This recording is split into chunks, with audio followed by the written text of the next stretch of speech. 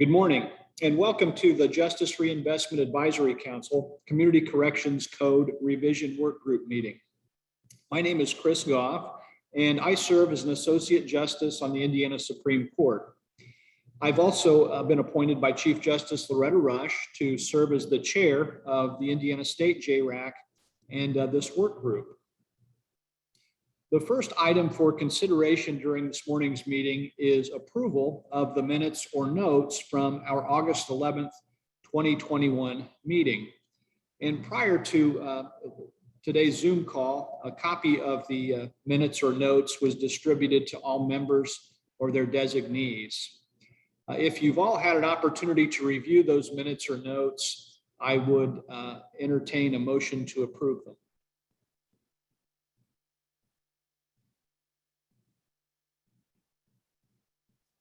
This is Therese Brown, so moved.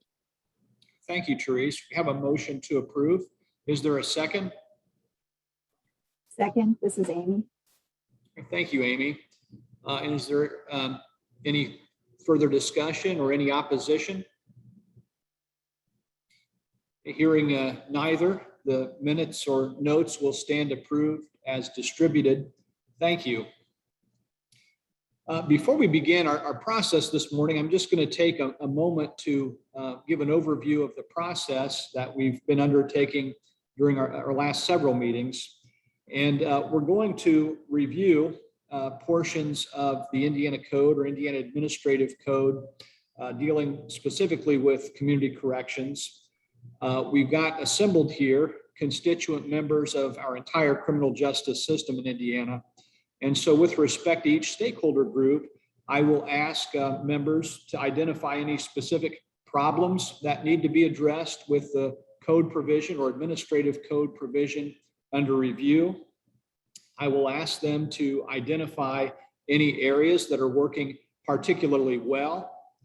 I will remind them, as we've done several times throughout this process, that each constituent member group is welcomed and even encouraged to submit any proposal in writing to the Indiana Office of Court Services for consideration and inclusion in a final report that will be completed later this year.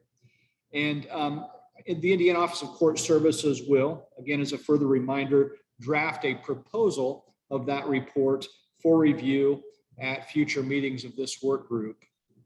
Are there any questions about the process that I've outlined?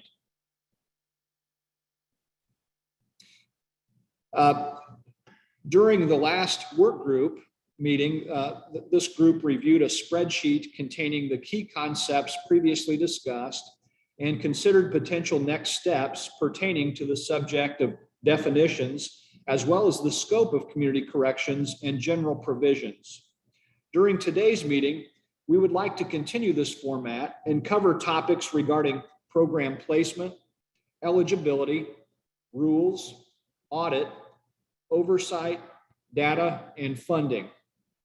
The updated spreadsheet was included in the materials sent to the members prior to this meeting. Some of the items are higher level policy considerations, while others are more concrete and specific. I'm going to ask Michelle Goodman, staff attorney at IOCS and someone who's been really just instrumental in preparing the documents that have supported the work of this work group, as well as prior major endeavors by JRAC, if she has anything further for the benefit of the work group or members of the public who might be watching. Michelle? Thank you, Justice Goff. Sorry, my video is crooked. The spreadsheet you guys worked on, I had all the information that I needed from the last meeting, so I think you guys are going through with the necessary details going forward and identifying next steps on these. So I don't have anything else that I would request at this time. I know a later step after we review will be prioritizing which ones we actually want to have draft language versus report language for. So. But I think that the review of the action items is the first order of business. All right, very well. Well, thank you for that. As I look at my spreadsheet, I think our discussion is going to begin on the third page. And at the top left corner, in topics, it's entitled Program, Placement, Eligibility, and Rules. And so I'm going to go through each topic listed. I'm going to ask that same three questions. What's wrong? What are we doing particularly well? Are there any forthcoming proposals from your constituent group? And then anything else that you might want to add to the discussion. But I'm going to go around to our constituent members, and I'm going to start going through my Zoom screen as you appear in the Zoom screen. If there are any other members, though, of a constituent group who want to chime in, please feel free to do so. The first person I have appearing is Amber Finnegan, and she's appearing on behalf of the Association of Community Corrections Counties. So good morning, Amber. How are you? I'm well. How are you? Very well, thank you. Good. So this first topic is consider scope of community corrections as sentencing option / alternative and related authorizations such as direct commitment statutes in conjunction with authority for more suspended sentences. Is there anything that you'd like this group to consider from your constituents, Amber? We had worked with DOC on actually going through that direct commitment statute and had updated some language. I don't believe at this time this group has seen the work that we have done there, but there has been a lot of work done with these two areas. So that's really all that I needed to make aware. Okay, thank you, Amber.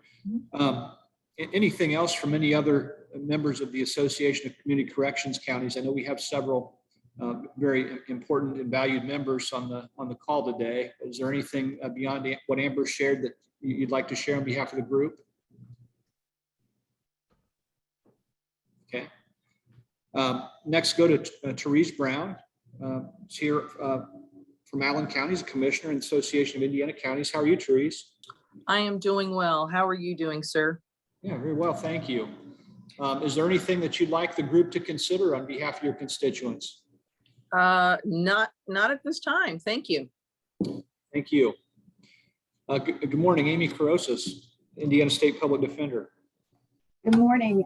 We also, Bernice Corley and I had reviewed with DOC some of the changes I think that Amber was talking about. So I think DOC can explain that better than I could, but we have had a chance to look at that and weigh in.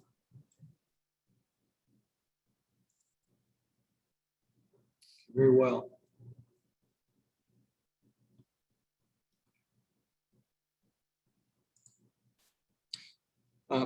Brianni Towler here on behalf of the Indiana State Budget Agency. Good morning, Brianni. How are you? Doing good. How are you doing? Very well, thank you. Is there anything else that we need to consider from the standpoint of the budget agency? I do not believe so. I don't believe we have any concerns this time. Thank you. Next is Troy Hatfield on behalf of the Probation Officers Professional Association of Indiana. Good morning, Troy. Good morning. You know, I don't have anything new to add. I do think this is obviously it's talking about statute, so this is going to be part of a legislative piece. I think it's also going to be looking at some policy issues related to Department of Correction and you know, what is permitted in terms of some of those alternatives and that. Okay. Thank you, Troy. Appreciate your input on this process and so many others that we've been undertaking recently.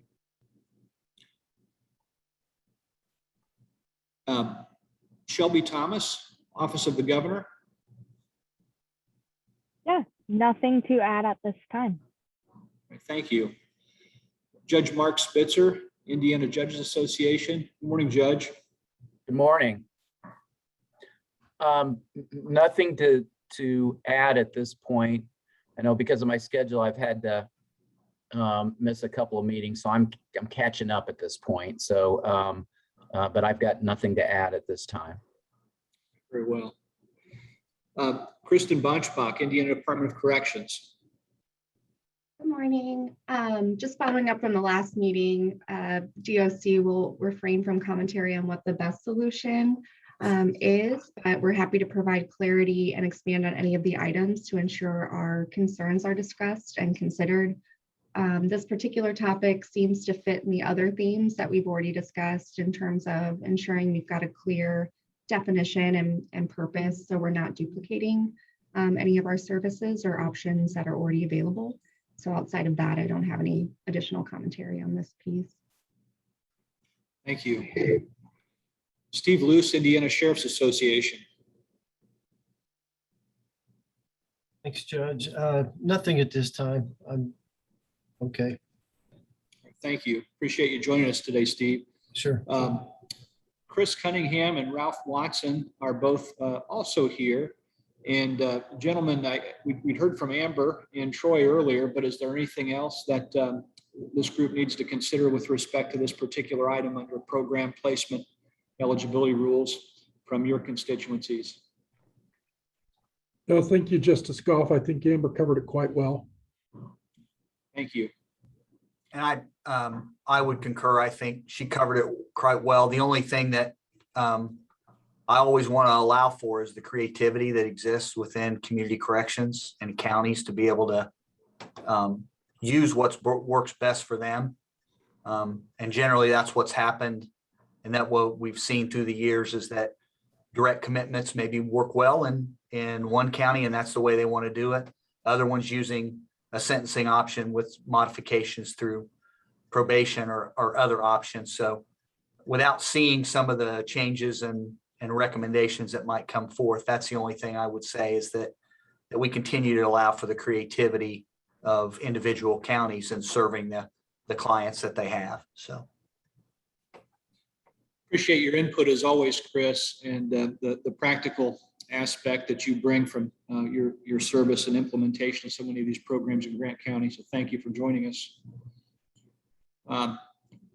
Andy Maternowski is here on behalf of the public defense community. And Andy, we've already heard from Amy Carosis. Is there anything else that the group needs to consider on behalf of the public defense community?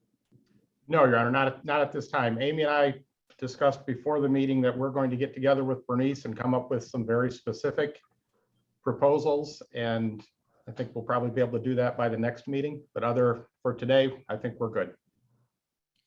Appreciate your participation as always, Andy. It's good to see you. See you. Thank you. Mary Kay Hudson is here as the Executive Director of the Indiana Office of Court Services. And as usual, we've got her working like triple time today. So she's going to have to drop off soon.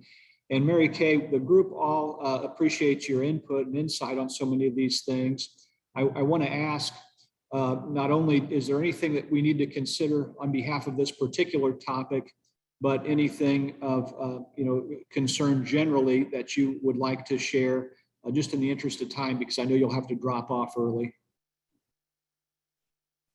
Thank you, Justice Goff. No, I think between the Public Defender Council and Department of Correction and IACAC, I think they've got this well in hand. The only thing I would say is that I know there's been some conversations about any consistency that we can have in eligibility criteria for anything for certain types of programs, whether those are sentencing alternatives or just generally programmatic. I think it applies to both, but that would be the only consideration that I'm sure others have already thought about.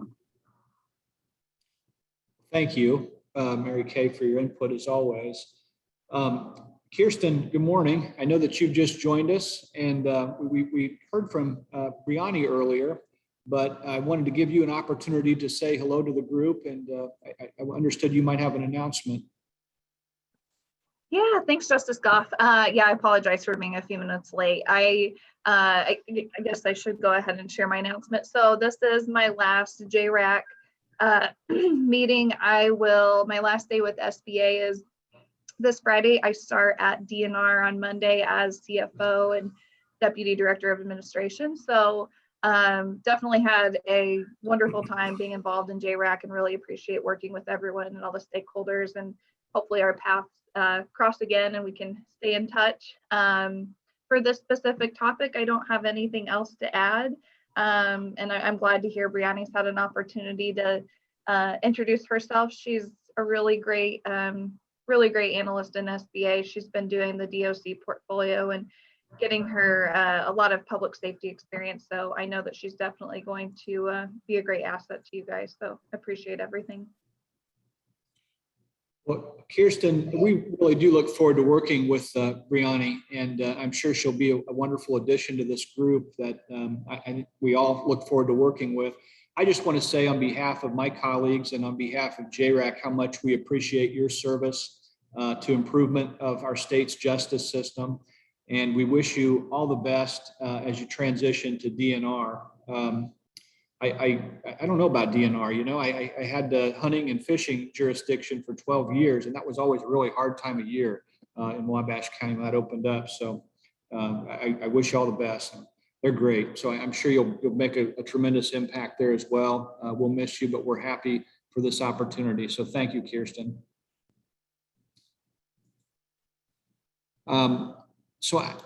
Is there anyone who I did not call on this first round? I want to make sure that we're all participating. So in the interest of time, I wonder if you might indulge me in looking just sort of thematically at everything else under program placement, eligibility, and rules at the same time, unless that's going to cause Michelle a problem or Angie a problem. We're sharing our screens. We've all had an opportunity to have this document shared in advance of the meeting. And if there's, again, anything with respect to anything topically, program placement, eligibility, and rules, that's identified more specifically in each of these individual points.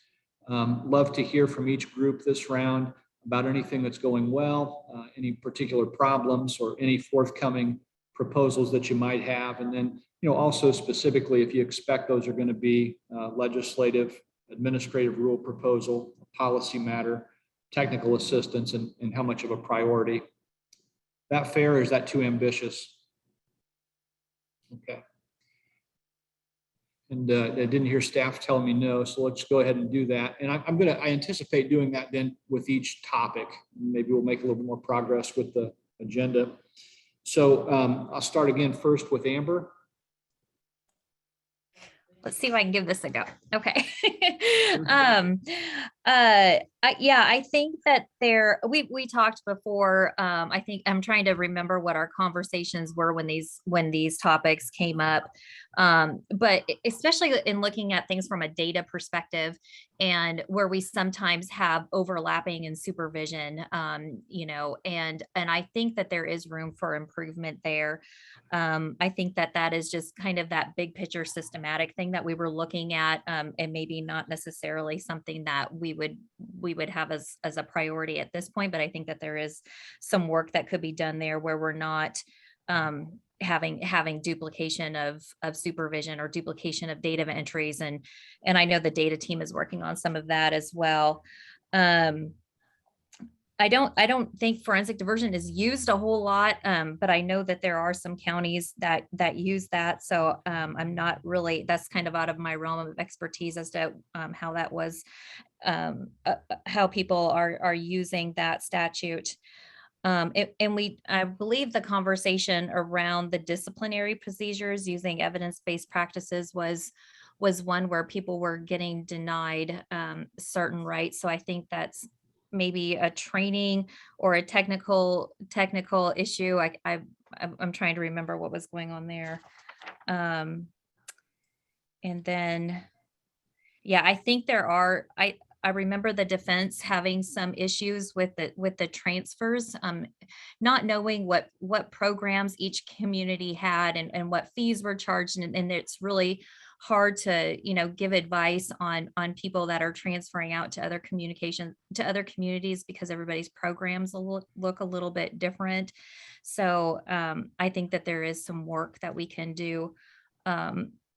I don't really know how to address that when, you know, we want to make sure that we have the ability to have, you know, communities be unique in, you know, in the way that things work for them. So I'm not exactly sure how to address that issue, but I gave it a shot. That's kind of my thoughts.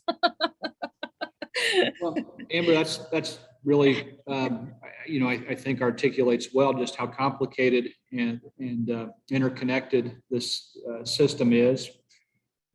We've got an agenda topic that I hope is going to tie some of this together for all of us. And you're of course going to be an instrumental part of this if it's something that you can buy into on behalf of your constituents. So really, I just appreciate all your help on this. It's very, very useful information.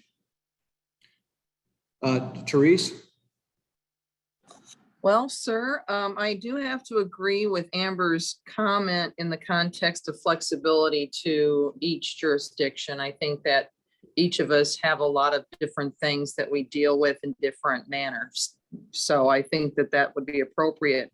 But beyond that, this is extremely technical and beyond, I think, what a commissioner and from a fiscal standpoint, whatever that implication would be. So I yield to the next speaker in the more technical aspects of the ability to do these types of things. Okay. Thank you, Therese. Appreciate it. Amy? Put on your technocrat brain. Let's see. I'm gonna punt because I would like to hear from everyone else. I'm gonna punt. I mean, I think I recognize the desire that we hear each time about you want to be able to craft things in a way that makes sense for your community and you want flexibility. But there are just some things in programs that I think need to be uniform throughout. One is, indigency and how that factors into the ability to take part in community corrections programs. The other is credit time and when that's awarded and the ability to access certain programs. I think we need some uniformity in the system too. Point well taken. And stay tuned. We go back and we have this agenda topic I was referencing with Amber that I think we've perhaps come up with some solutions that might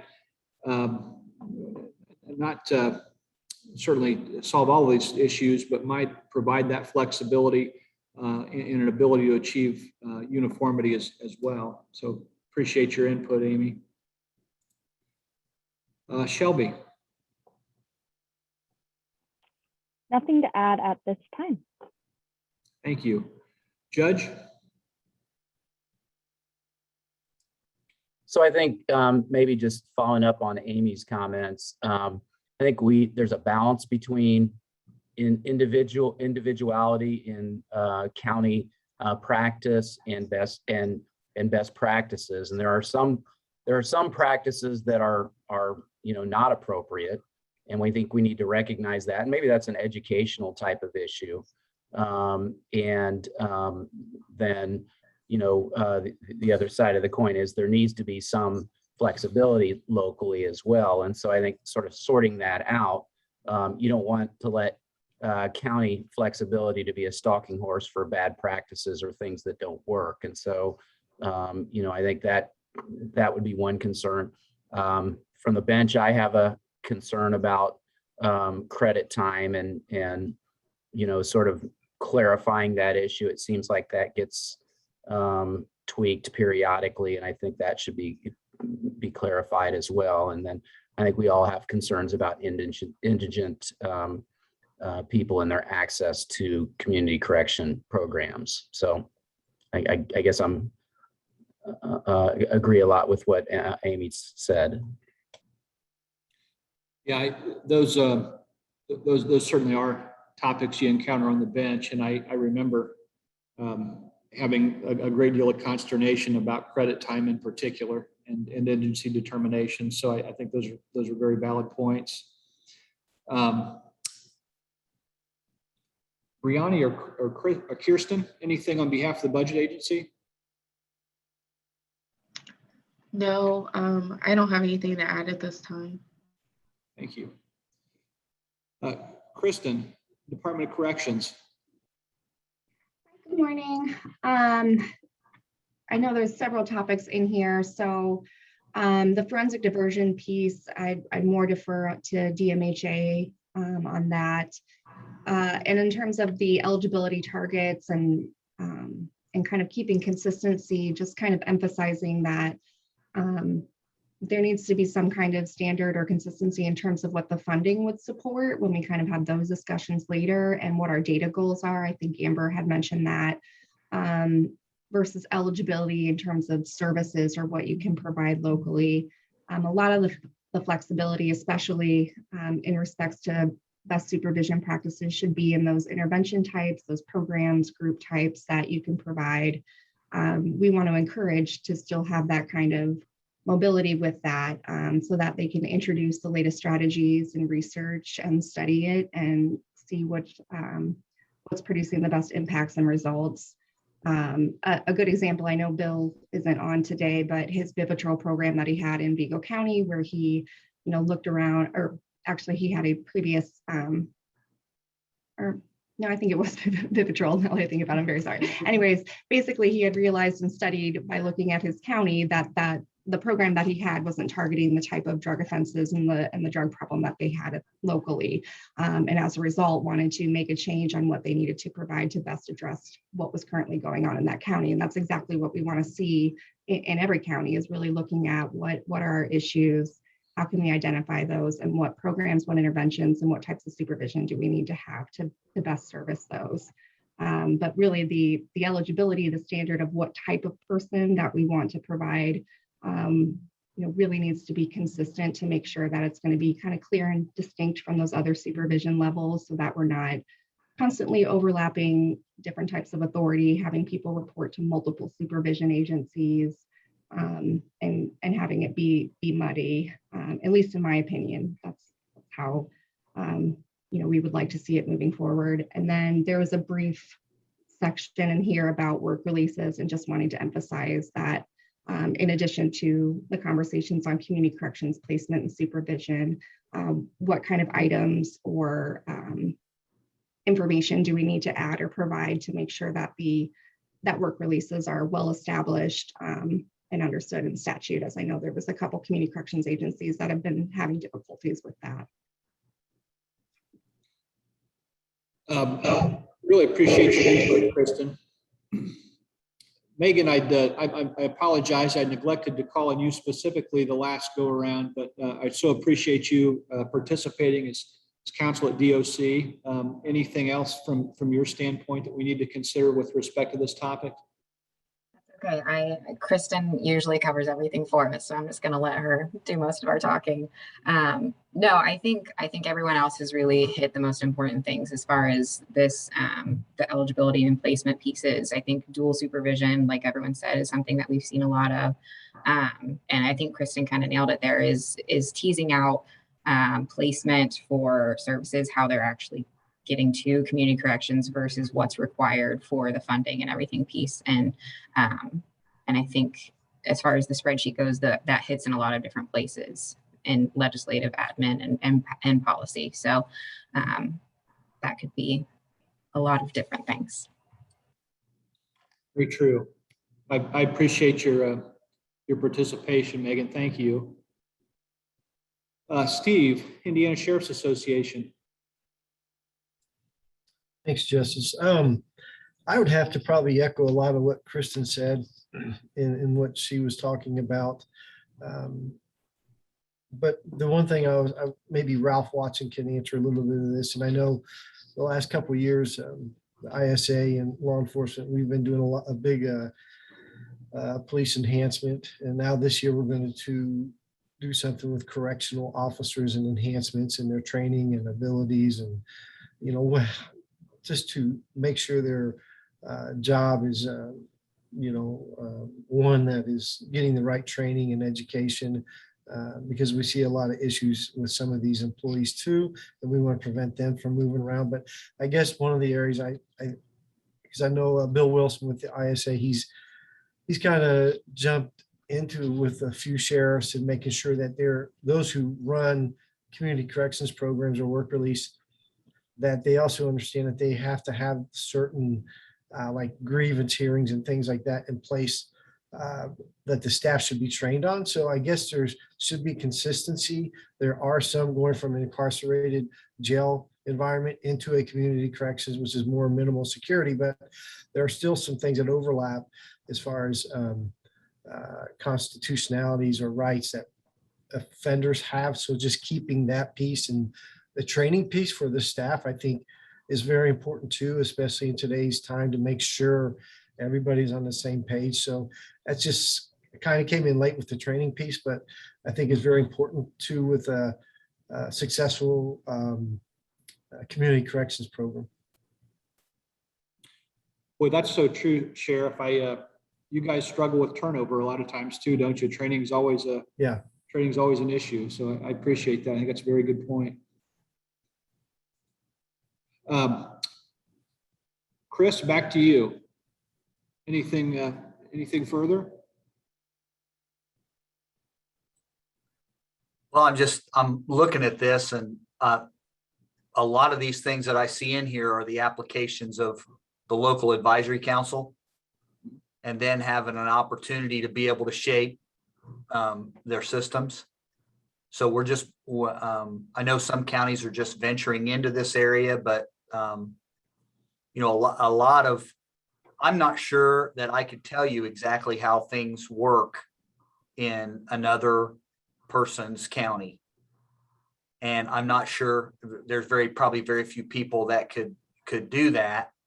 So, you know, I often wonder about mapping or a matrix. You know, I always want to understand what's going on in someone's system before I look at changing something and having unintended consequences of making those changes. So this is what always scares me when we get into that and say, oh, this is what works for us, and this is what we'll all do. And then what happens is now I've damaged someone else's system of what would happen. So I really have more questions and really want more information about how everyone's system works before I want to look at making any kind of wholesale changes, if that makes sense. Yeah, Chris, you probably will win not only the best screensaver background award, but the Mind Reader award today. So I think we're going to talk a little bit about that very thing later on the agenda. So I appreciate that. And I share your concern, frankly. I think that that's a very valid concern to have as we're looking at systemic changes. So appreciate your input as always. And thank you, Justice. And just to let you know, that is the old Constitution elm that is behind me. So I think your offices for the Supreme Court are much nicer now than what's in court in Indiana. So no complaints here. Thank you. Hello, Ralph. Hello, Justice. Thank you for the opportunity. I've looked at this list, and there's a variety of items being discussed and being suggested here. And I think many of it can be at least clarified by some additional policy and or training and technical assistance. I think there is a need for greater consistency in many areas, such as with the disciplinary procedures, credit time, things such as that.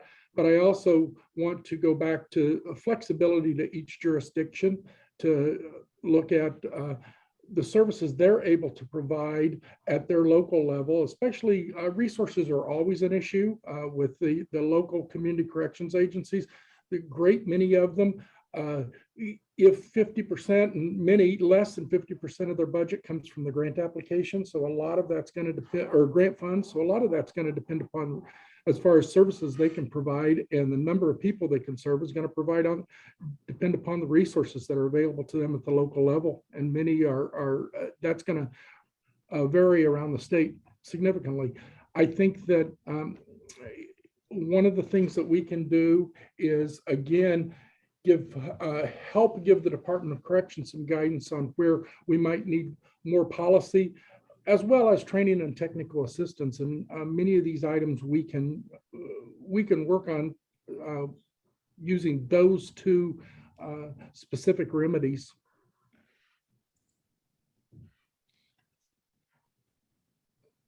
Thank you for that, Ralph. I would agree.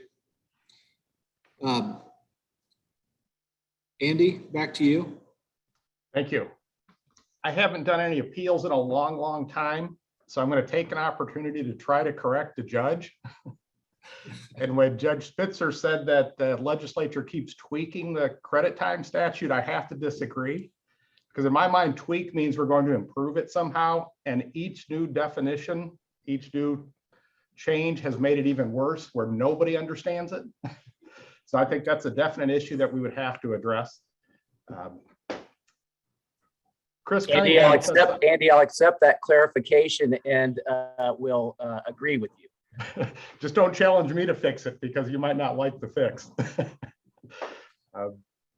What Chris said about he's not sure what the county next door or any other county is doing, I think gets to the root of the problem is the patchwork nature of the whole thing. And it's a bitter pill to swallow, but I think ultimately to address a lot of these issues, including the funding aspect and the disciplinary aspect and the availability of programs and how programs are run, local agencies who have sprung up on their own and historically done exactly what they wanted, and a lot of what a local judge decided was the right move in his county for a number of reasons, they're going to have to give up some of that autonomy.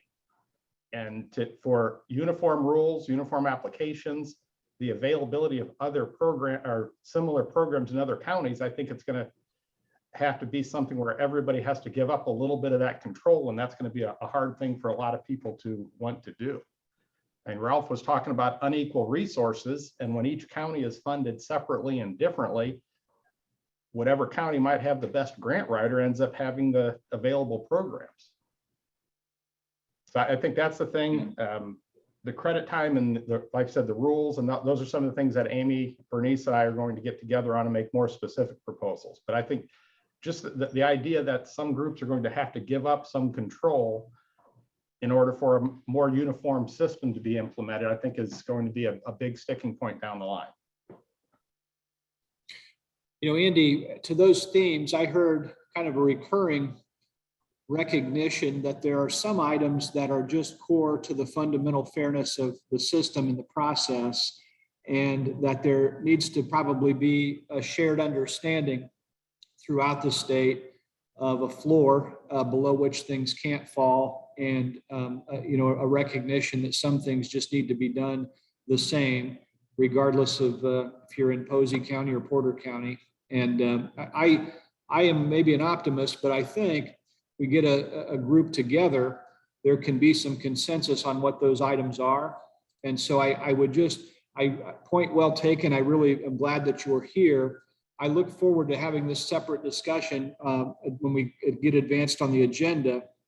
I think one of the things we've been missing since implementation of JRAC statewide is really an ability to have parallel conversations between the state and the local, and really kind of real-time communication back and forth. So we've been working on some things in that regard. So I would just ask you to please participate in that with sort of an inquisitive ear, because I think that we have really maybe a working way to move the needle in that area significantly. But you folks are obviously going to be critical to the success or failure of that endeavor. So I appreciate your participation and your input. You're welcome. You know, no matter how many people are giving me help and instructions, I always seem to get confused. So I just will acknowledge that and ask, did I go around the horn? Did everybody have a chance to chime in on this? Did I miss anybody? Justice Goff, this is Troy. Troy, of course I did. I'm sorry. That's okay. You wouldn't have any thoughts on this, would you? Well, you know, I'm not sure how much more I can add from what's already said, but if Angie, if you could scroll up just a slight bit on the screen, we could probably at least get some of these marked in terms of legislative or policy matter and that sort of thing. So that updating provisions, I would assume that's more legislative, dealing with any statutes that kind of need it cleaned up in that area. The next one on the community corrections as an alternative to incarceration, I feel like the discussion was more of, the kind of the focus of our target populations that could be provided services with community corrections. So I think this might be more of a policy matter that kind of DOC has used in the past to kind of define who should be served by community corrections. I'm not sure if there are statutes that address that one or not.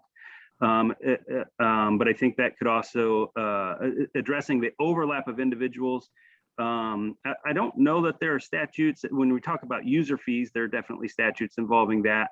But that's certainly a policy matter and somewhere where we could deal with training and technical assistance quite a bit in that area.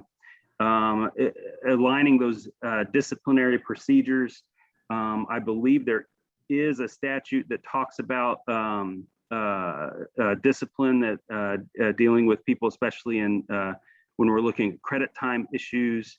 And I believe there's also an admin rule that deals with that, but Megan or Kristen would want to correct me on that one. And then definitely training and technical assistance in those areas to help looking at disciplinary issues. And forensic diversion is definitely in statute in that. And then I can't remember how many of these are all in this one group category that we have, but the reviewing the authorization statutes for work release, obviously we're looking at statutes again there. And setting criteria for fairness and public safety perspectives. That might be more of that policy, and then training and technical assistance. And the transfer of cases, I know there's some statutes that are related to who can supervise somebody who's on home detention, whether that can be a contiguous county versus a non-contiguous county. So there is statute in that one. But I think some of the issues surrounding that were definitely some policy matters and possibly some training and technical assistance to help counties get along a little better in terms of transferring their supervision there. And I don't know I think this might start the next category though, Angie. So I think that's as far as we would want to go, or at least that I want to comment on right now on the program placement, eligibility, and the rules category. Thanks, Justice. I appreciate it. Hey, Troy. Appreciate To that end, I think we deal in statute with dual supervision between parole and probation. So it seems like in other avenues, dual supervision has been a legislative issue. So if we were going to do it between corrections and probation, I would assume that would be legislative as well. Yeah, it might be. I'm not sure if there's any statutes that cover it currently, but it might be something that we want to look at for the future of looking at the dual supervision. Yeah. And guys, to that end, and going back to some of these topics that are really core, I think you all can appreciate this. I hope when the legislature takes action, it kind of resolves it, right? But that's resolves it for good or bad sometimes. And so that's one of the things I think that might require a certain degree of finesse and continued conversation between us, and then also perhaps a recognition that there needs to be continued conversation among critical stakeholders locally, just to allow for those things to sort of develop and not get into those unintended consequences that Chris was concerned about. I think that we agree there, but I think that that's something that requires us to talk things through a little bit because that can mean different things for different constituent groups and for good reason. But I just want to put that out there that that's one of the things that concerns me a little bit in terms of asking for a legislative fix for much. I would agree, Justice. And I guess the example that I could pull out is in statute, it's written that you have to have a collaboration plan, but it's very broadly written. So that collaboration plan can be created locally to fit kind of your local model and the ways that you want your local jurisdiction to work. And Troy, to that end, that's sort of a preview of what I expect to talk about for a large part of the last part of this meeting is perhaps some uniformity in that collaboration plan and an ability to make it parallel with the state discussion might allow us to have an acceptable menu of options that can be implemented in a community. So you have a finite universe of things that communities can buy into, which would still allow for flexibility, which is necessary, but it would still, they'll also ensure fundamental fairness and public safety in the system. So maybe a little bit more of that to come. Again, apologize for the oversight, Troy. But thank you so much for your participation. Have I now gone through the group? Well, listen, this is sort of the big money round with audit oversight. And if you'll indulge me, can we also include in our go around any comments that you might have with respect to funding? Those are the last two that I sort of previewed we wanted to talk about.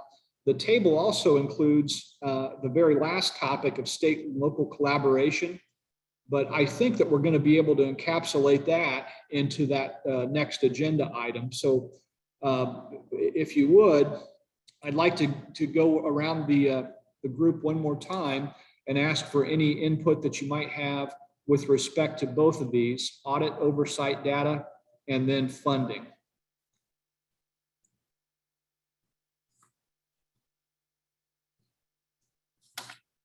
Let me first then go back to Amber. I like to hear other people's comments. This is tough. This is really tough for me right now, just because I do think that having program development standards, just like drug courts do and mental, just like our problem solving courts do, and having those like certification processes and all of that, I think that there is some benefit in that, and just ensuring that people are doing things according to statute, people are doing things correctly. I'm probably not in the majority of that. I mean, when it comes to community correction directors, I don't know the answer to that, but I do think that there is value in having review processes, a certification review, having program standards, having standards for staff in that kind of thing. It's just we don't have a state agency that kind of sets those. And so I think that's where it becomes difficult, because we're ran by local advisory boards and we're a part of the executive branch. So I think that is just something that it is more of a systematic issue, but I do think that it is important for all these reasons that we've talked about. Are people doing DBHs right? Are people removing credit time right? Are people, I think those things are really important to do. And to make sure that community correction agencies are implementing evidence-based practices and best practices. And I think that needs to go over community supervision as a whole, not just with community corrections, but so I think this is more of a systematic area that would require a lot of collaboration and a lot of work within that. But I do think that is important. And I think that would be more policy manners and more administrative rules, and definitely some technical assistance in that area. I do think that being county employees,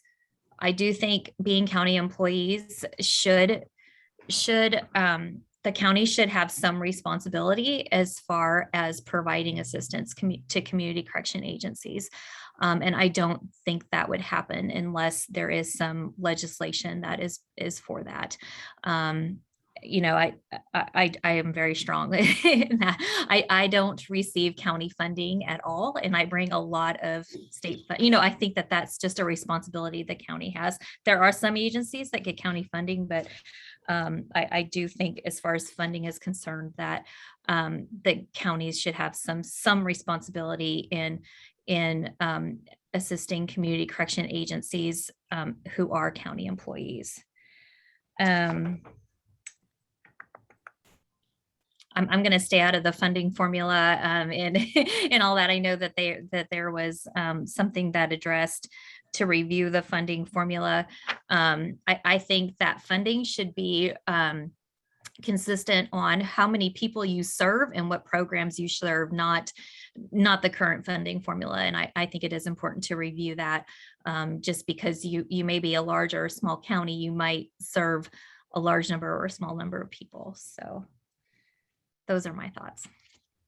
Well, that's a lot. And I think those are all really valid points, though. And I'm particularly interested in what you'd mentioned, Amber, about counties buying in, accepting responsibility for a share of this, and the funding formula, which I was confess not familiar with at all until we engaged in this process. And so that's all very, very good input, I think. Thank you. Is there anything else from Chris or Ralph with respect to these topics? So I'm probably, I probably have more of my weight in Amber's boat when it comes to, because I participated in the certification process for problem-solving courts. Mm-hmm. And while sometimes it can be extremely difficult, I think at the same time it validates the work that you do. It also helps streamline the data you collect.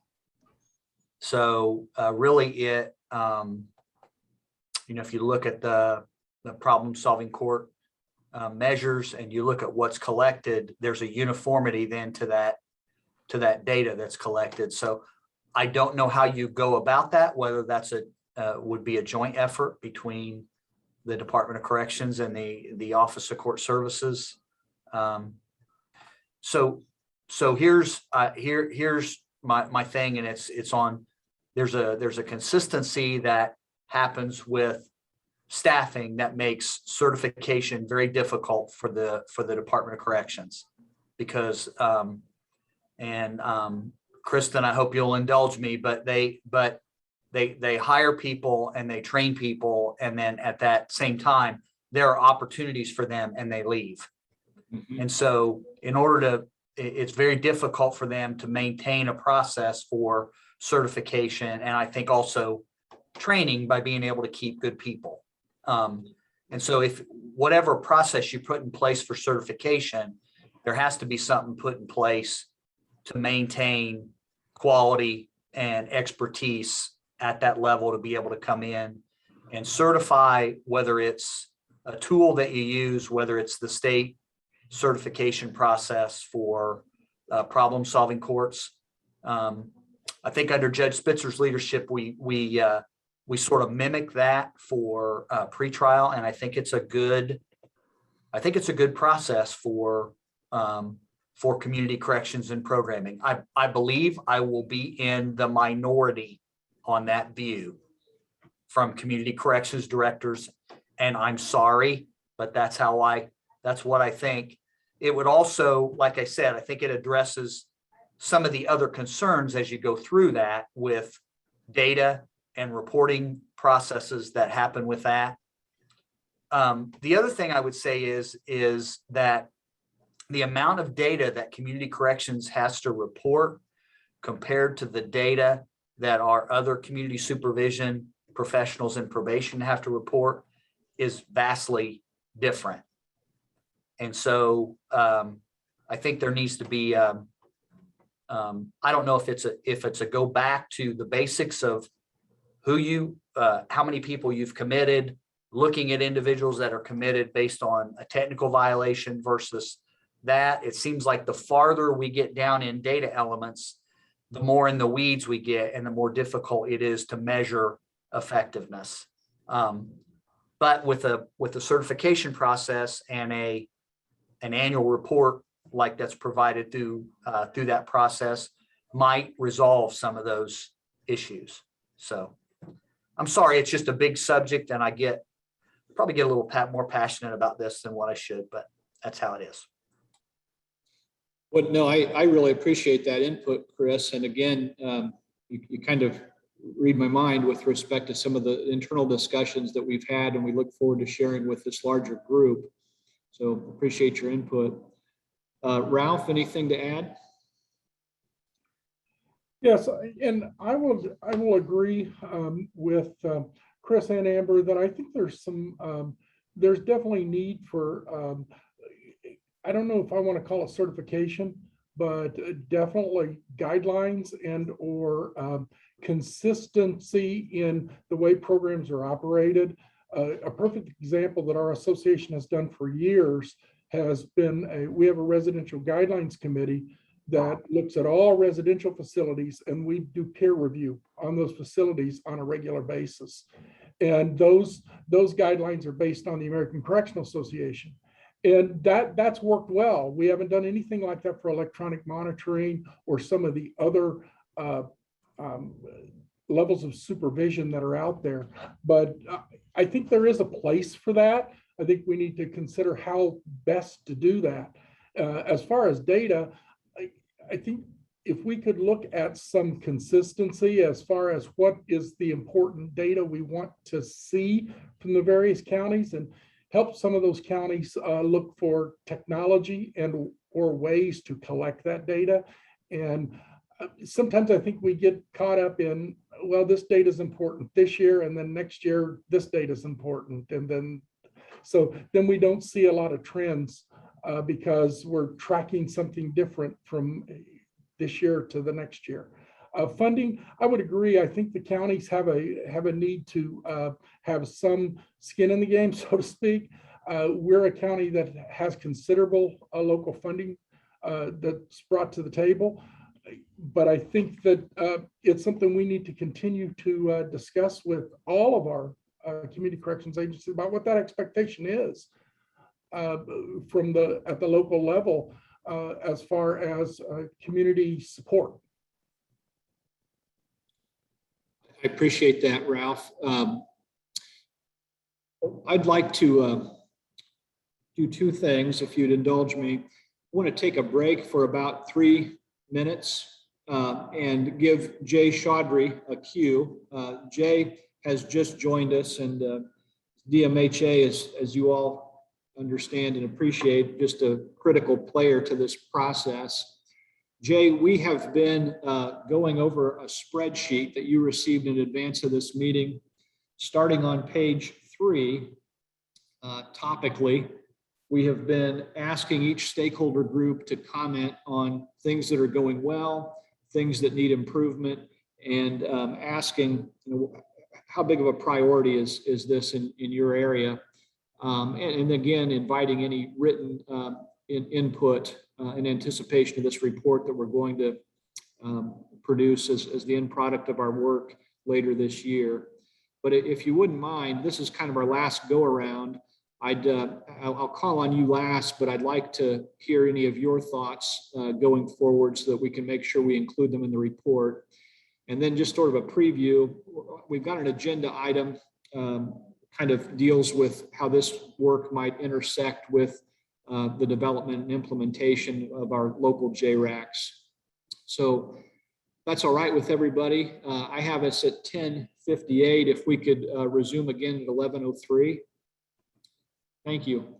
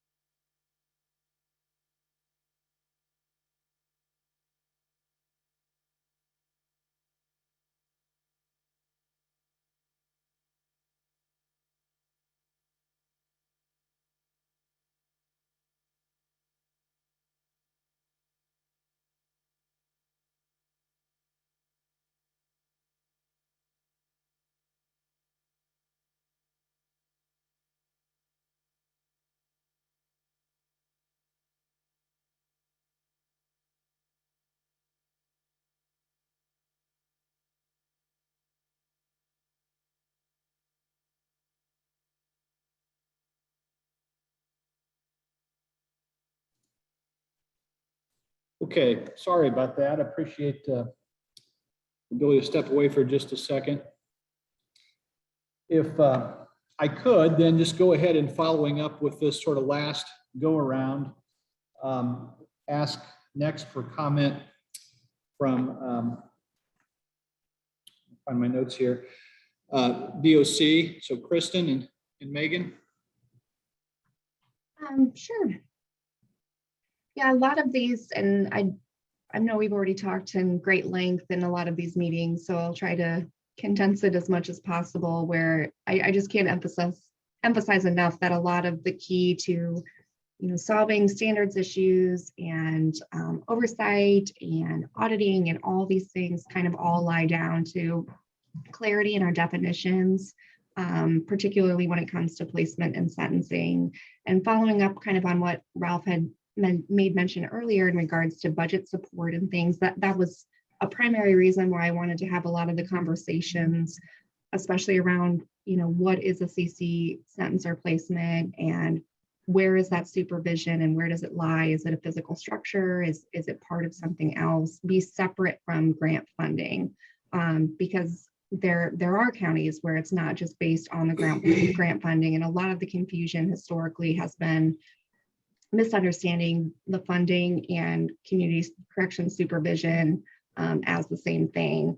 When they're called the same thing, the functionality is very, very different, especially since 1006 happened, where we do provide funding support to other established community supervision agencies like problem-solving courts, like prosecutors diversion, pretrial services, et cetera. So, and that's where also a lot of the struggles, especially with staffing and audits, where I know Chris Cunningham made mention too, where, when we're looking at that from a grant perspective, that's a lot to cover for a very tiny sub-agency, and where, I've been very grateful to JRAC and to a lot of our partnerships to help support the need for it. I know there's been all kinds of different solutions and things thrown out there of having an advisory group. Does this need to be a separate state agency? I don't know what the best solution is. I'll always defer to the group and what they want to come up with. I mentioned our struggles of it hasn't made a lot of sense for me to create community corrections standards if I'm essentially going to be slapping community corrections on the name of probation standards. Why would that be different? That's not only not helpful or useful in terms of streamlining at a local level, but not at a state level either. I don't want to have duplicate job duties on our end either, because it's not the best investments for state tax dollars. We really need things to be as clear and as streamlined as possible. And that's very different when we're talking about a placement and an alternative to incarceration and grant funding. And then, with that being said, if we get the organization and the structure of the placement and sentencing set up, that does create a lot of longevity for community corrections. That was another, topic that got brought up is, a lot of community corrections agencies felt that they cannot sustain operations or it would go away if the grant funding went away. And that's not what it should be. And regardless of the funding source, it should still be clear what a sentencing is. One of the first meetings, we talked about how there's some nonprofit or private community corrections agencies that I don't deal with. And so that kind of begs the question of whether we want that to be an option or not. And then, it just needs to be a lot clearer in terms of placements and orders, and everything falls into place in terms of data, in terms of targeting what we need to do with the funding from moving forward. That's a lot of the reason why it's been a challenge. In terms of the future of funding, definitely funding formula. I know we've talked about that's primarily in the administrative rule. I've heard Troy mention that this meeting and some others where that's something we can work on through that mechanism. And definitely want to emphasize that we need to look at baseline funding first. There's been so much hesitation of changing a lot of historical awards because of lack of data and because of operations. We don't want to strip agencies completely by trying to redistribute and make the funding distribution fair, because not every community corrections is the same. They don't all look the same. especially when it comes to work releases and whether funding for work releases as a grant is even appropriate. Do we need to look at mechanisms like budget committee or something to make sure that those buildings and those major investments are going to be more sustainable in the long term? And then once we get that portion worked out and we have a baseline, and that's when we need to look as a state of how can we incentivize and make it more performance driven, so that way we can have better outcomes for the state of Indiana, and really want to just keep all of those in mind with as much fairness and as much consistency as possible and expectations being clear. And once we have all that, it'll make the process so much easier, much better understood, and we'll have less of, I think, a lot of the fear and anxiety that kind of currently exist when we're talking about changes. Thank you. This is very well said. Can I hear then from the public defense community, Amy and Andy? Andy, go ahead if you have comments. I didn't have anything to add to any of that at this point. The only thing I had to add, thank you, all the comments, and it's been very educational too, as far as the data piece of it, and when we're looking at, trying to evaluate programming, and going back to what we discussed in the previous section is considering how community corrections is an alternative to incarceration at the state and local level for adults and juveniles. And one of the things that we heard when we surveyed our public defender members when there was dissatisfaction with community corrections is the way that it was revoked, and the way that people were incarcerated as a result of this. And one public defender even said at the beginning they were very supportive, and then they found it looked like about 4 times as many people were being incarcerated as a result. So we want to make sure that we're not widening the net, and instead we're actually reducing incarceration because of this. And so I think, looking at what the response to violations is and what kind of things are being violated would be a data point I would be very interested in. Thank you, Amy. Can I next hear from Brianni and Kirsten from the budget agency?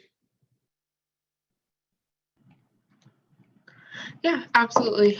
So as far as from a budget agency perspective, we encourage essentially the use of evidence-based practices as far as when it comes to the award of funding, and essentially that the communities are utilizing that funding wisely to meet and obtain those goals. And so that's essentially our stance on the topics at this time. Thank you. Judge? You say Jay? Jay, if it's okay with you, I was going to ask you last. I would. Okay, yeah, actually, I just couldn't hear you. I'm sorry. No, I apologize. I need to speak up. Is Judge Spitzer still on? I am, yes. Yeah, Mark, can you share some of your thoughts on this topic, please? These topics? I can. I mean, I defer to Chris on the data stuff. He's our data expert. And so I usually, when he talks about data, I just nod my head. With regards to funding, I guess I've got some strong opinions on that and the conversation that's happened up to this point. I'm chair of the Strategic Planning Committee, and many of you may be familiar with the white paper that we had developed a year ago, and that went to the Judicial Conference of Indiana, was approved by the Judicial Conference. And one of the points in the white paper was the aspirational goal of statewide funding of the system rather than so much emphasis on local funding. The reason for that is that emphasis on local funding leads to disparities in availability of resources for people just based upon what county that you're in. And we see that regularly across Indiana. If I've, as a judge, I have the distinct pleasure of regularly standing up in front of my county council and asking for them to fund things in the criminal justice system.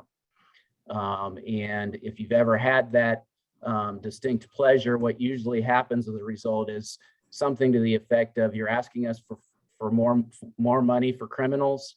No. And so that's usually how that conversation goes.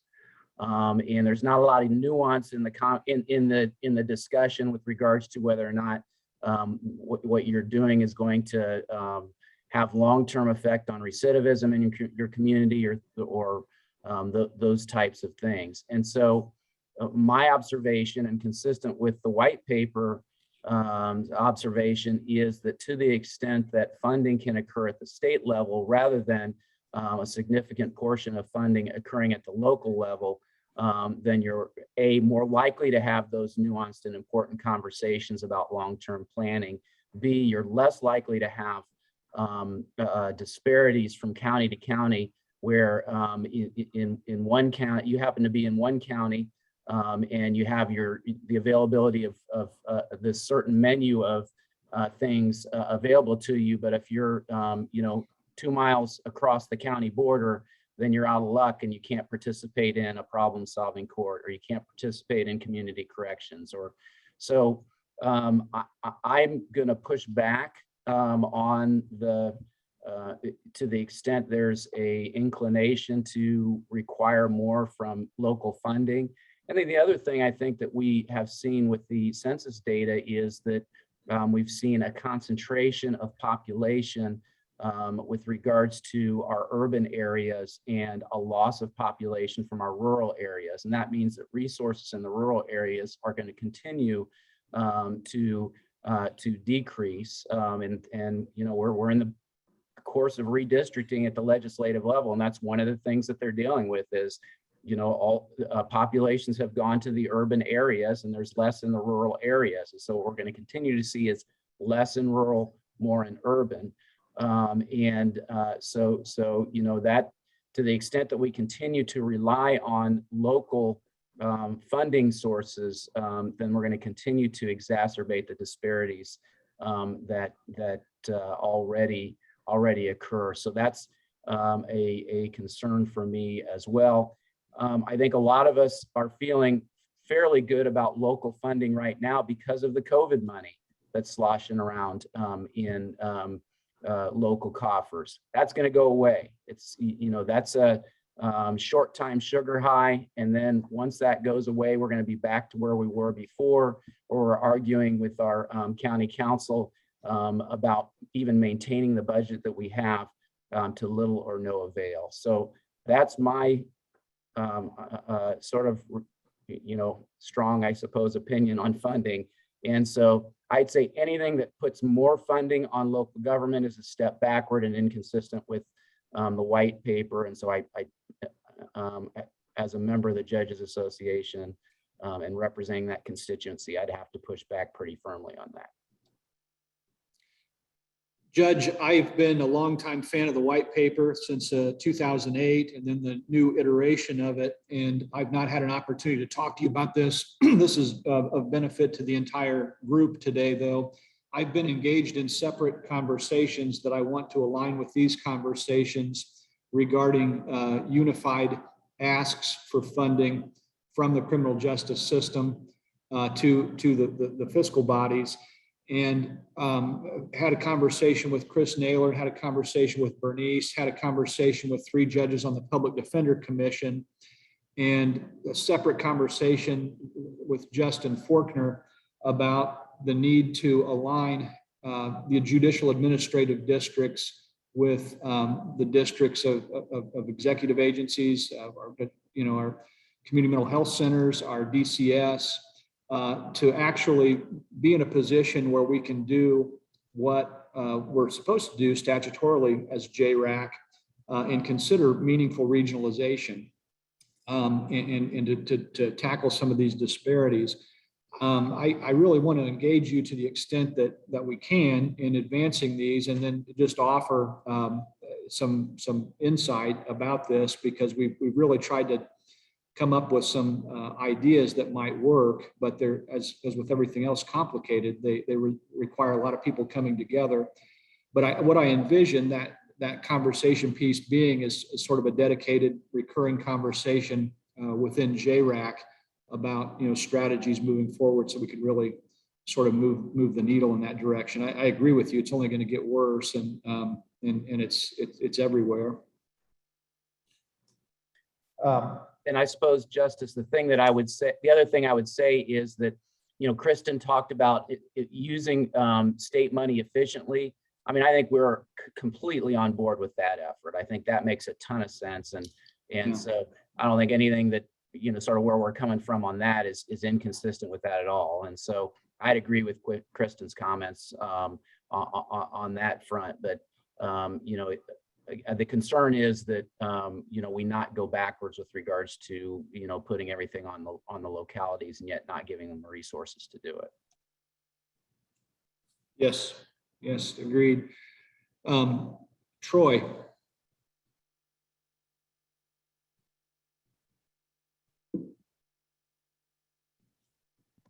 Sorry, Judge. Yeah, sorry, Justice. I had trouble getting my screen to work for me.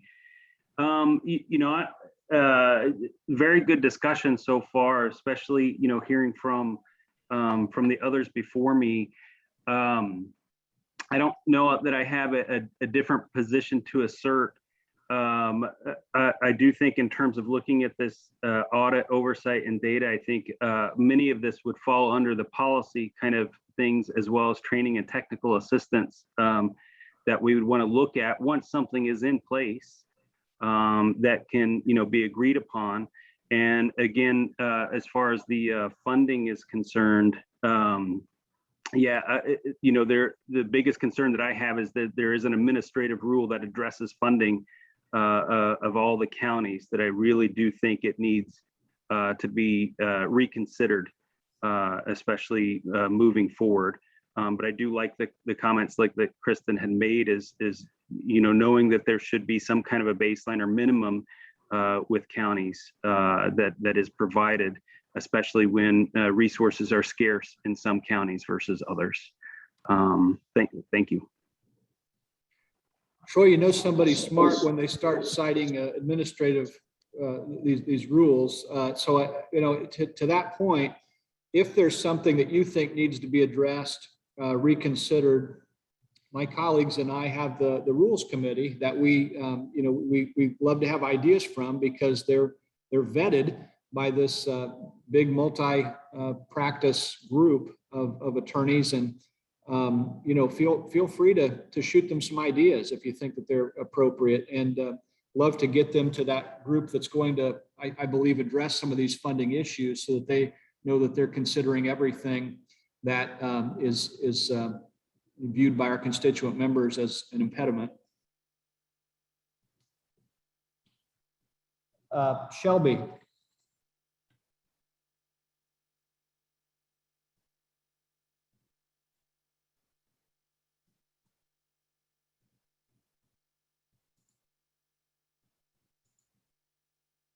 Did we lose Shelby? Here I am. Oh, there Can you you hear are. me? Yes. Yep, nothing to add at this time. Okay. Mary Kay, as I think mentioned, had to step away, and I'm not sure if Sheriff Luce is back on or not. Steve, are you with us? I knew he had to step away as well. He thought he might rejoin us. Okay. Anyone I missed? Therese Brown. Therese, of course. I'm sorry. This is one that, I always put step in it. The commissioners really want to be heard on this one. So please, what are your thoughts on this? There's so much that's going around in my head right now. I have to agree with Judge Spitzer in a lot of ways, and in other ways, some of the other aspects of, data mining and consistencies, options, they're all valid things. And sadly, as counties in general, we have more than just the judicial system, incarceration, and programming on our plate to deal with. Allen County will be shortly embarking on the potential of building a new 1,500 bed jail. So that will be a very large discussion in the community and how to deal with that, and obviously how to fund that. And the judge is rather direct, and I appreciate that, because a lot of our local constituency base, when it comes to county council, sees the judiciary with a hand out with what's in it for us in return when everybody else has their hand out. And it's a finite amount of money to be able to meet a sundry of obligations. Having a skin in the game, I think, is absolutely important. I think it's important to have a good formula to allow us to be able to extract what level of participation the county can have in it. But the skin in the game, and I know I'm a commissioner and I'm representing the Association of Indiana Counties, but as we start walking through this pathway and this process, fiscal inclusion would be extremely important. My background, I was county auditor for 8 years and spent a lot of my time on the fiscal side of these things, so I get it. But there's a perception of unfunded mandate. It's not a nice word. There is a burgeoning weight of all these things that are on local government, and I'm not exactly sure how this gets balanced, but when you have to ask for money to be able to meet a need at the local level, when the local level thinks that this is a state function, where's the give and take, and how does that help meet the need of the constituents, quite frankly, that are in need of these services? Right now, the county council has before them an additional number of staff that Community Corrections is asking for our residential services side. Some would call that work release, but we had a shift in Allen County and moved that facility from under the sheriff to Community Corrections, because we thought that the vast majority of services would be beneficial and help reduce recidivism. I mean, it's a logical move, and our team here in Allen County has done a phenomenal job, but it costs a lot of money to be able to do these things right and to do them effectively and efficiently. So I'm not really sure what the answer is, but it has to have some level of buy-in of locals for what's in it for me.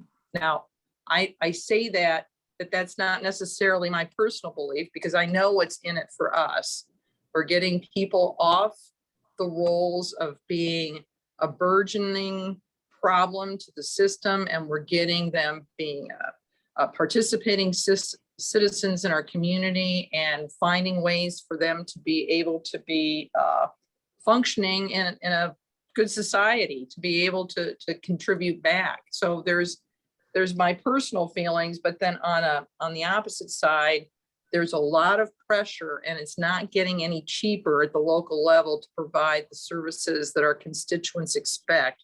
And this is one of those services, if you will, that most people don't want to talk about, because you just take care of it and I don't care to see it. But now you're going to either tax me more, charge me more, and that's not fair. So it's a complex psychological issue, as well as it being a fairness issue of where does that ratio of responsibility through the process lie, and how do we get there? So in a sense, more question than answer, but this is kind of where my mind kind of roils around when it comes to these types of discussions.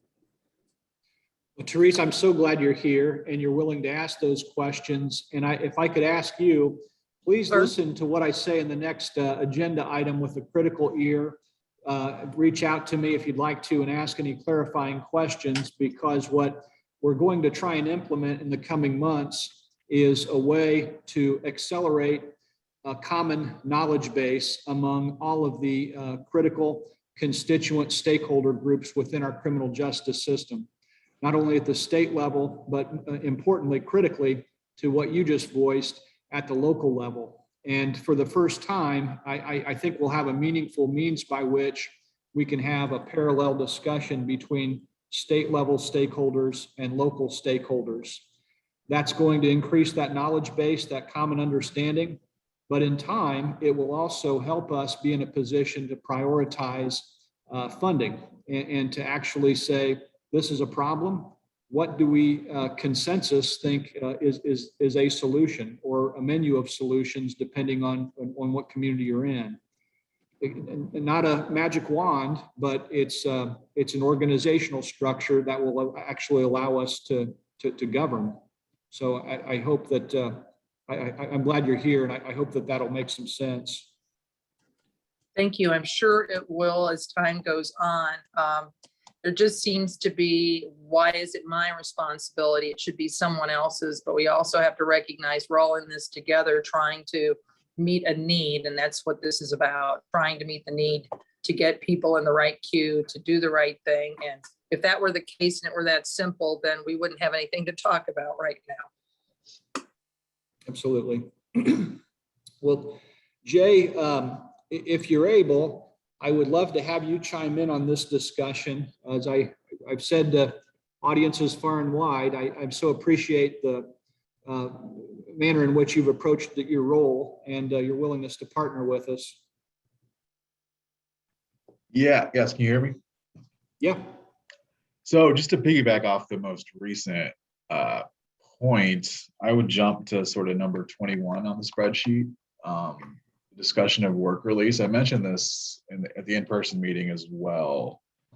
And so as most of you are probably aware, a person's eligibility for Medicaid is determined. So obviously if they're incarcerated, they're not eligible for Medicaid, although I think we're exploring some things through the Indiana Behavioral Health Commission, a few other places to see if we can kind of move the needle on that a little bit. But with a work release, it sort of depends on that freedom of movement. If they have no freedom of movement, they are not eligible for Medicaid. If they do, then they are. And so I don't know if there's a way to incorporate this.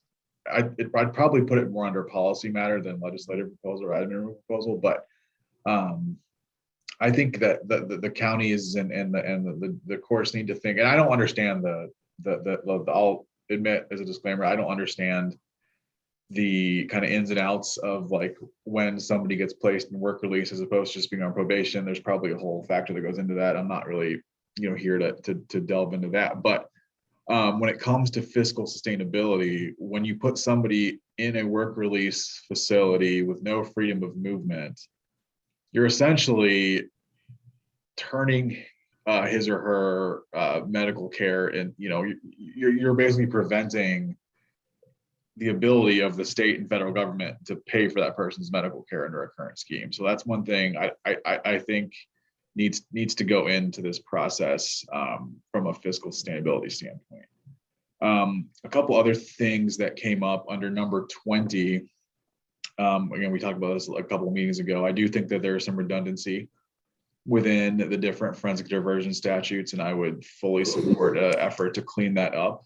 It probably needs a little bit more of a close reading of the statutes and code than any of us could probably have time to offer. So that might be something for technical assistance as opposed to us trying to tackle it ourselves. And the only other thing I wanted to mention, and this is again probably more of a policy matter than anything else, although I think there is the ability to get into legislative proposals or admiral proposals, is on row 17. As far as community corrections being an alternative to incarceration, I do think that this conversation probably dovetails nicely with the larger conversation, Justice Goff, that we're having with the formerly known as the Deadwood group, with regards to, for example, assisted outpatient treatment as another alternative to incarceration, or alternative to kind of inpatient commitments. To the extent that we're talking about individuals with serious mental illness, which I know is a small subset of the folks we're talking about here, but to the extent that we are talking about them, I do think that you could see how an assisted outpatient treatment program could run kind of parallel with community corrections as an alternative to incarceration or inpatient commitment. So I'm wondering if there's a way to kind of merge those conversations. So that's my 2 cents. Yeah, Maybe Jay, yes, absolutely. Is there anything else then to add from members before we transition to the next agenda item? I think it's a very productive discussion. I apologize if I rushed us through that, but I want to make sure everybody was given full opportunity to voice any concerns today. Also remind you, if something comes up afterwards, we're trying to accumulate everyone's written input. So please feel free to send along anything that you might have forgotten to include in today's conversation. I had a quick question for Jay that might save you a lot of research. Please. Jay, with regard to the freedom of movement and being in a work release, how is that defined? So, well, I think, and I have not done a ton of research necessarily on this. I believe it comes from like an amalgamation of like kind of our Indiana admin code or Medicaid bulletins interpreting federal administrative code. It's kind of a complex kind of intersection of those things. I don't know that it's defined necessarily. I think that when I was representing clients, I think we were able to successfully argue in individual cases that they had freedom of movement. I think the more in a facility restricted they are, the less likely you're able to meet that standard. It's just something I think that needs to be explored and probably gotten to the bottom of, because you could probably put a fiscal on what it's costing counties, right? Like right now. All right, thank you.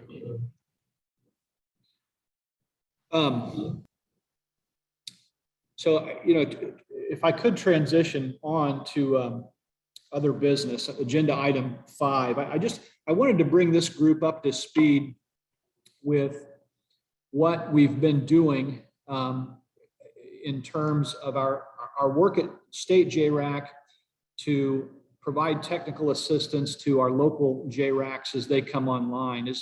Show of hands, does anybody just sort of mystified by what I said so far? So we've got this statute that kind of required us to have this conversation about the Community Corrections Code, but we also have at JRAC a statutory obligation to provide assistance to local JRACs as they come online and become established. And I just want to share very candidly, this is something that I really consider my life's work, because I've seen it change the fabric of a community. And I became a judge when I was 33. I was probably the youngest person in my local bar, and I really had no confidence from the local practitioners. I was coming from a county over, and I went to my first judicial conference, and Mary Kay Hudson had a presentation she presented about drug courts. And my community was suffering from the opioid addiction. It was a rural community with no resources. The only formula you had was plead them guilty or go to trial. They're convicted and they go to the Department of Corrections. Their lives ruined, no regard for the implications for their family. And making a change to that was very difficult.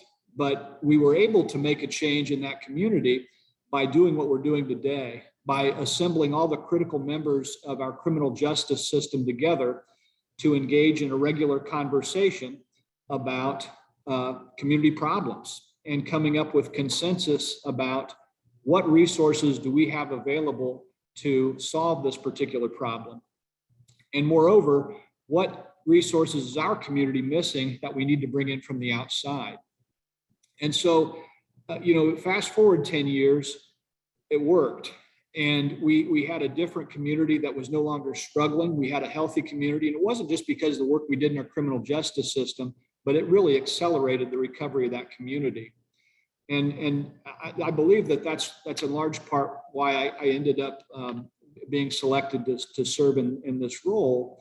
So my challenge when I got here was, why aren't we doing this? I thought we were doing this. I'd call Indianapolis and ask for help locally. And the answer is because when we're working as statewide stakeholders, we're not having a communication just among each other.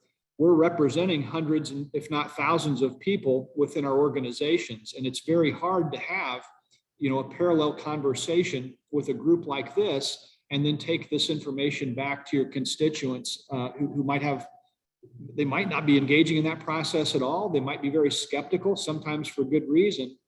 But what I love about this local JRAC group is that at the same time, every community is going to be able to have a conversation systemically about what's going on in their community. They'll be able to ask, how do we do this? What do we need to do differently? How do we get there?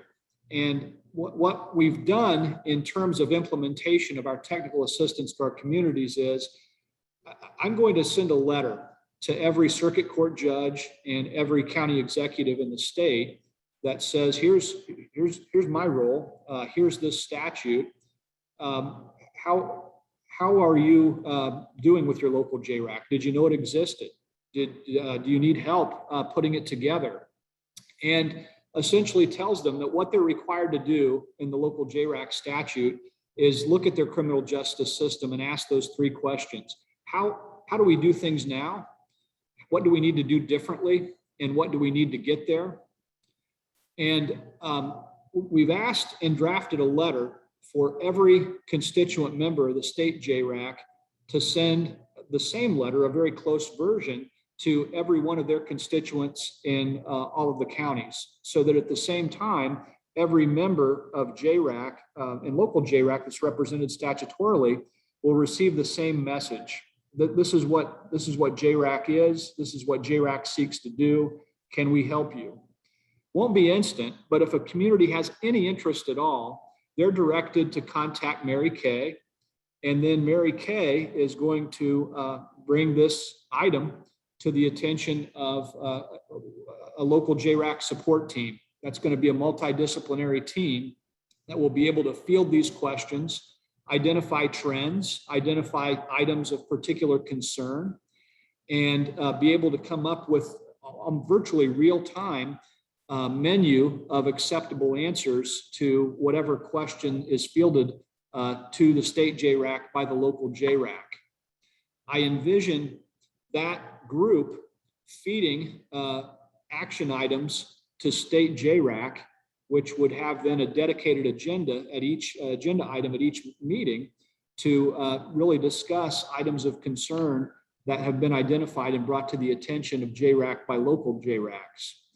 And again, this is an instant to Teresa's point, but over time, this will allow us to actually have a meaningful response to what our local needs are. It'll allow us to have a meaningful understanding of what truly we need to do to assist, as our statutory authorization requires us to do, assist communities in implementing alternatives to incarceration and recidivism reduction programs.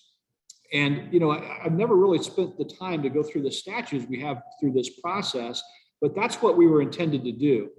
When Indiana bought into the Justice Reinvestment Initiative, we committed to doing these things, but now the local JRAC statute actually provides us a vessel through which to accomplish that work.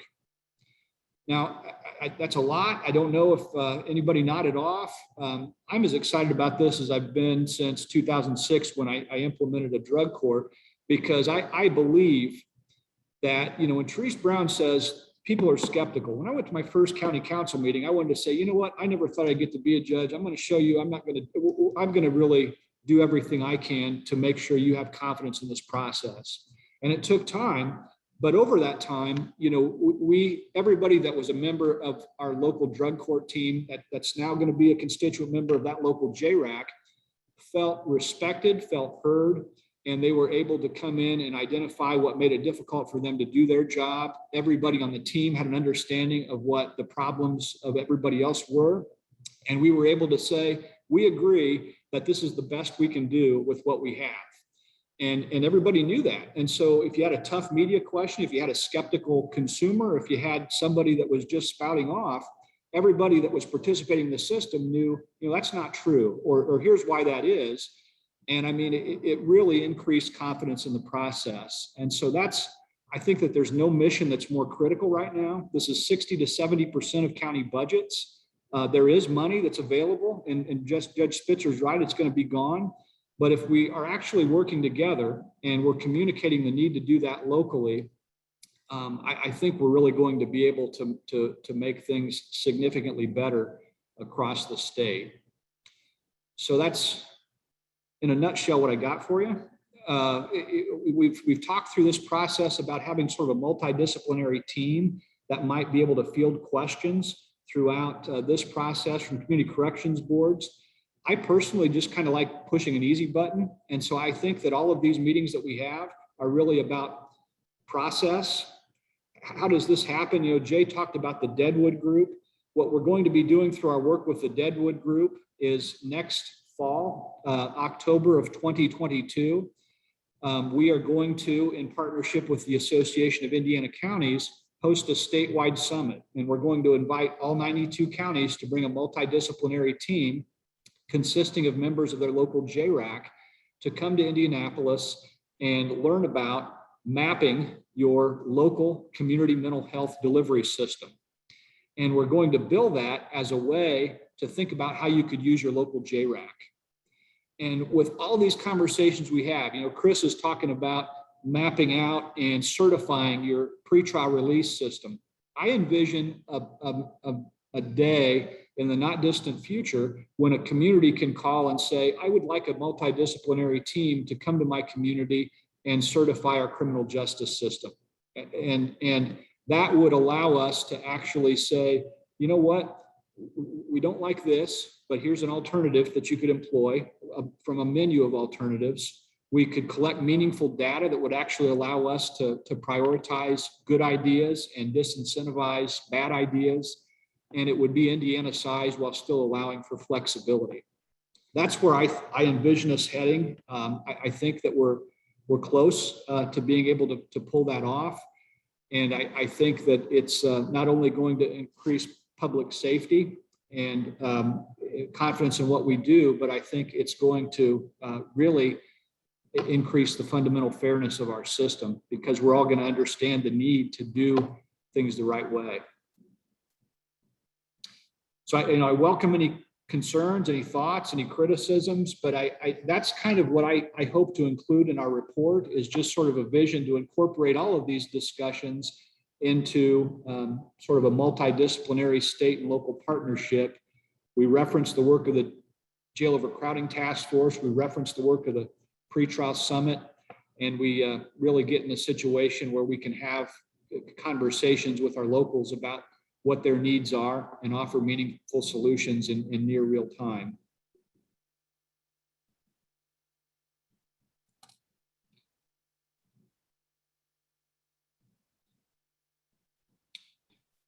I can. Crickets, yeah. I mean, I was just going to say, I appreciate you bringing that up. I've been participating with that group too. It's been hugely important to me, and I know I've made reference to that as well in this group, to try and make things in alignment as possible and to best utilize resources.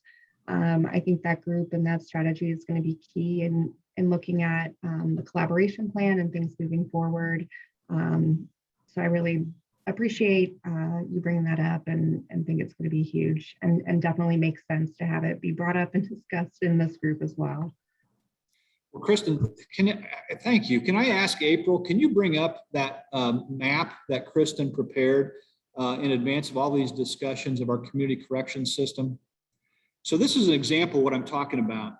This is how community corrections works in Indiana in a picture. I mean, Therese, wouldn't you like to see that instead of pouring through all of these statutory provisions, the Indiana Administrative Code? This is sort of a flow chart of how things work. And what I envision is our group coming up with a template for every community, if they wanted, to map out their local community corrections system.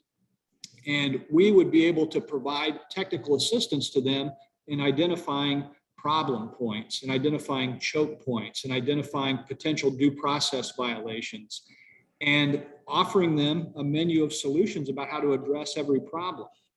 Imagine if we did that for every component part of our criminal justice system, and we were actually able to figure out this is what it actually should cost based on the number of people in this, the averages. This is how you do things to make sure that nobody's going to be having a legitimate complaint about your process.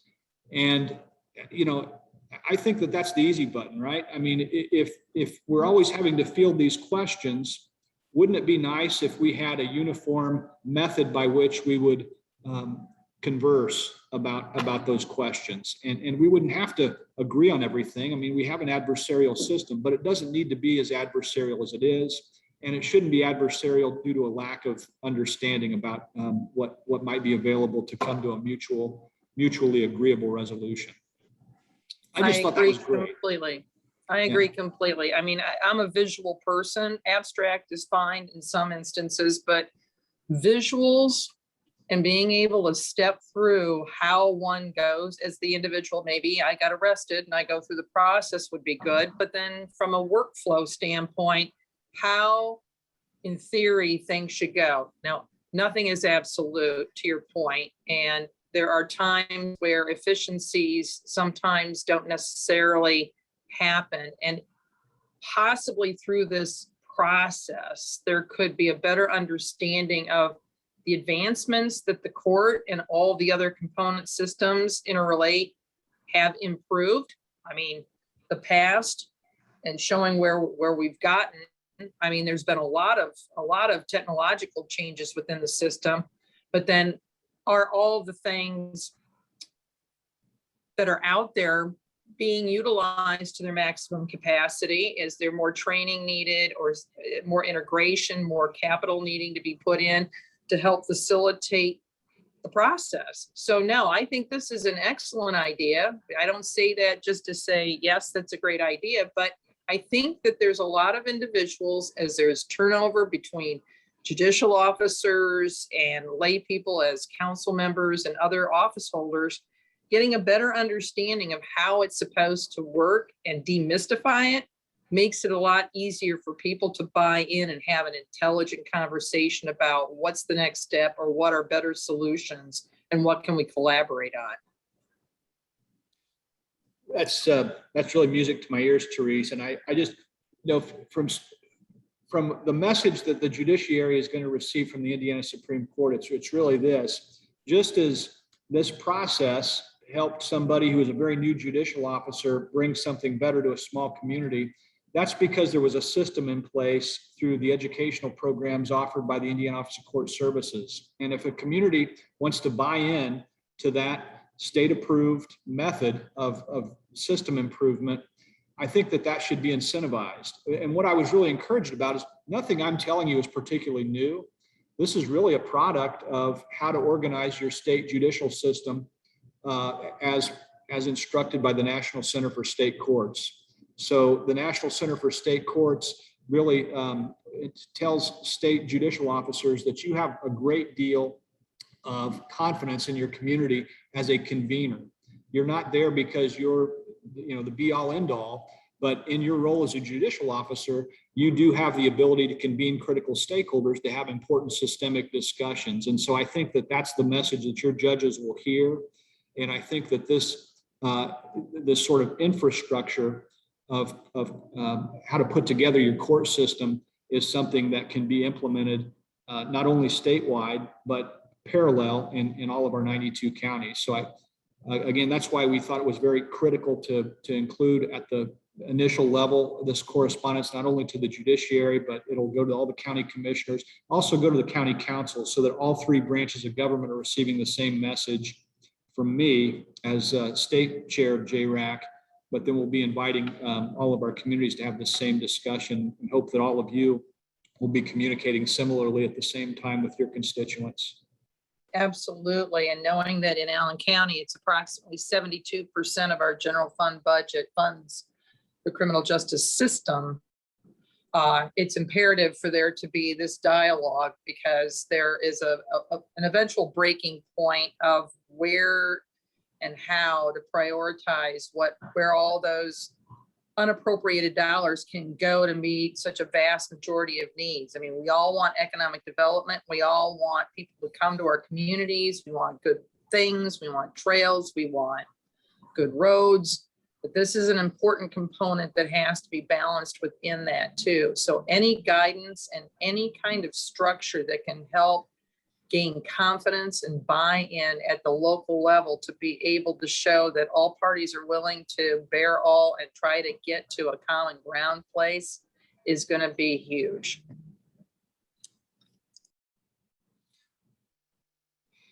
That's a lot. I always get self-conscious. I'll get off the phone and ask Michelle Shorter if what I said wrong. So do me the favor though. Is there any, how does that land with everybody? Is questions, concerns, criticisms? My comment is just that I appreciate it. I think we all need a blueprint, and that's what I'll call it. And to have that visual or playbook, I think you're going to see more counties maybe having more a better effort in outreach to see what the other counties playbook looks like. And I appreciate your leadership on that. I think it's huge. And I think when the counties do create their own document, that they're going to find out that they had resources they never thought of. And you'll see their flow chart growing also. And I think you'll see a better outreach and communication. So I think leading from the top where you're at down, I think that's awesome. And I appreciate your wanting to do that and jumping in and getting that done. Thank you. Good. Steve, thank you for that. One critical piece I neglected to mention is we're going to do a webinar, and that webinar is going to be done mid-November, and it's going to be accessible to all of our constituent members statewide to talk about what this is. There's also going to be a dedicated page on our JRAC website for local JRACs that's going to be sort of a hub for information for these templates that we're talking about. And it's really, I believe, going to be sort of an accelerator for any community that wants to buy in. This is a way to do it. Those communities that are reluctant to buy in, I mean, I don't know that there necessarily has to be any statutory fix, but I think it's going to be very quick then that we're going to be in a position to say, did you look at the website? Did you try and do this first? Because, again, we're all talking, right? And I mean, we're having these conversations so that we're telling our folks kind of the same thing. So thank you, Sheriff.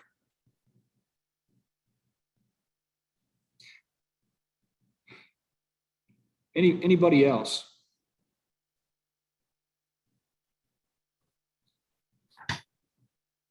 Well, certainly, please reach out to me. This is the most important work that I'm doing right now. And, I'm an associate justice on the Supreme Court, but I think that this is really critical to the future of our state in so many ways. It can't be done successfully without buy-in from each of you and buy-in, frankly, from your constituents. And so I don't think that there's anything wrong with it. I don't think that there's anything wrong with getting together, talking about common problems on a regular basis and coming up with solutions. But if we've missed something, I want to know about it. If you have concerns or ideas about how to improve this, let me know. But I'm really excited, as I said, about what this is going to do for the people that we represent. Is there any? Well, I should say we have a future meeting scheduled for Friday, October 8th, from 1 to 3. And we'll give you additional information, including information about format in the days to come. But if there's no other business to bring before the group, we'll stand adjourned 3 minutes early. Thank you. Thank you. Thank you. Thank you.